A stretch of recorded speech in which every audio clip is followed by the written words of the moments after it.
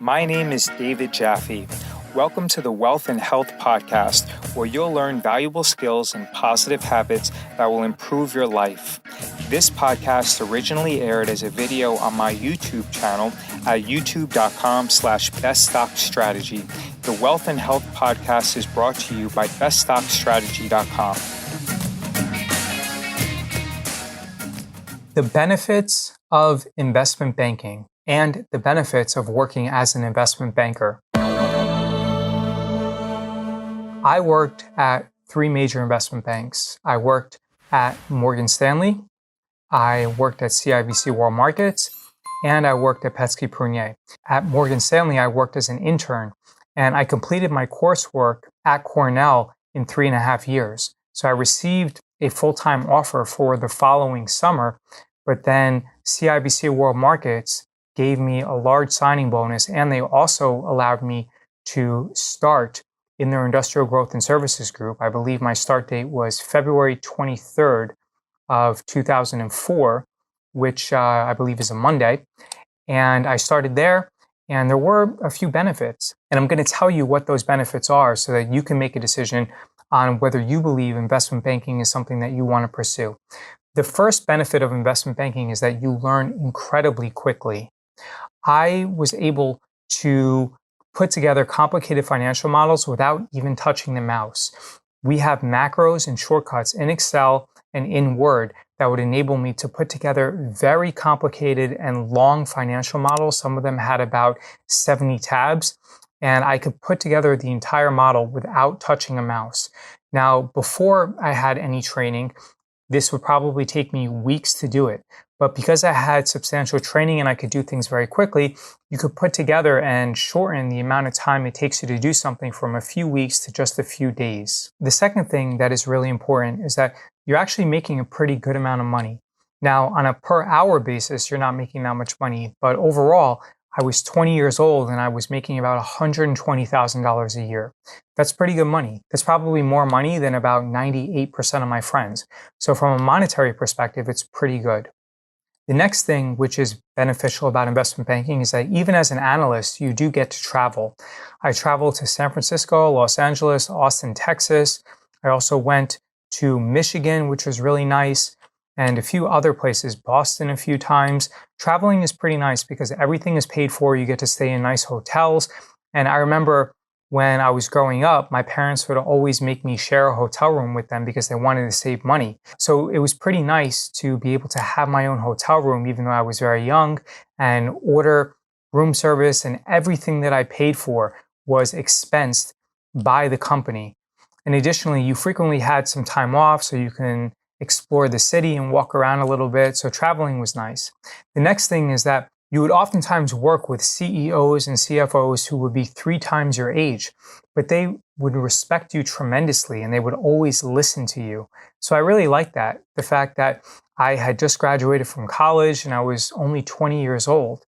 However, I was able to speak to and be respected by and be in the same room as people who were worth $50 to $100 million. I remember we had a meeting in Blackstone, and some of the founders of Blackstone were there. I remember meeting Herb Granath, who was the founder of ESPN, when we did a SPAC with him. And just things like that are experiences that when you're in your early 20s, you are in the same room as very wealthy and influential people. And I don't know how many of you guys have seen Hamilton, but in the musical Hamilton, there's a song by Aaron Burr who says, "I want to be in the room where it happens." And as an investment banker, despite being very young, you are in the room where it happens. You're in the room with decision makers, and you're in the room with extremely powerful people. The next thing is that you're able to work with, and this dovetails off what I said previously, you're able to work with and be exposed to some of the smartest people in the industry. The next thing is that a lot of your friends and family are jealous because you're making so much money and you're held in very high regard. And also because you're in the room with some of the most powerful people in the country, they are often interested in the stories that you have to tell. The next thing is you have unlimited black car service and Uber as long as you leave the office after around 7 or 7:30 p.m. on weekdays, and also unlimited Uber on weekends. You also have all your meals paid for. So as long as you stay in the office past around 7 or 8, then you could expense all your meals, and frequently the meal per diem that you have is about $30. Now that's an easy way to get fat, because if you're ordering takeout every single day from restaurants, then you're not going to be eating the healthiest food. However, it is nice to have food delivered to you and to be able to eat on the company's dollar. And also with expenses, I know that for some groups in the Industrial Growth and Services group at CIBC World Markets, it was head by Mark Henkels, and he never checked the receipts. So frequently I would bring girls out to expensive dinners, and these dinners would cost about $100 or $150, and I would expense it, and no one ever said anything. The next thing is, being an investment banker allowed me to have a lot more sex than I should have had. Now, it's not for the reason that you think. It wasn't because I had elevated social status and that the girls were actually impressed by me being an investment banker at such a young age. No, it wasn't about that at all. Instead, the reason I was able to have a lot of sex, and much more than I should have in my early 20s, was because I would send out black car service to Westchester County, Suffolk County, Nassau, New Jersey to pick girls up at any time that I wanted. I remember I sent a black car service out to pick up this girl from Suffolk County, Long Island at about 3:30 in the morning. So things like that, and then also bringing a girl out to an expensive dinner and giving the impression that you don't care about money because you're expensing that meal anyway, gives you the appearance that you're really fun and that you're okay with splurging money to make sure that you show that girl a good time. And because of that, girls are naturally attracted to those type of people because they want to have good experiences. So when you pick a girl up in a black car and then you lavish her with an expensive dinner, and you bring her back to your nice apartment in Midtown Manhattan, then it pretty much sells itself, and she's just caught up in the experience itself, and then you end up having a lot more sex than you should have. Now, she doesn't know that you're expensing that dinner, but I'm just telling you that one of the advantages is that if you are able to work in a group, whether it be an industry group or a product group, an industry group will be something like metals and mining, and a product group would be something like leverage finance or mergers and acquisitions. Now, if you're able to work in one of those groups that allow you to expense things, then you will be able to take advantage of this opportunity. However, there are some groups and some banks that are very strict on expenses. When I worked at Petsky Prunier, all those expenses that I told you about as far as unlimited black car service and expensive dinners, they went away because Sanjay Chadha, who I worked with at Petsky Prunier, was much more strict in checking all the receipts.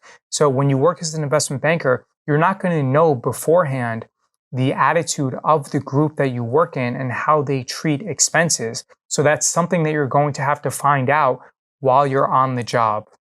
My overall recommendation for working as an investment banker, and in the next video, I'm going to get to some of the drawbacks and disadvantages of working as an investment banker.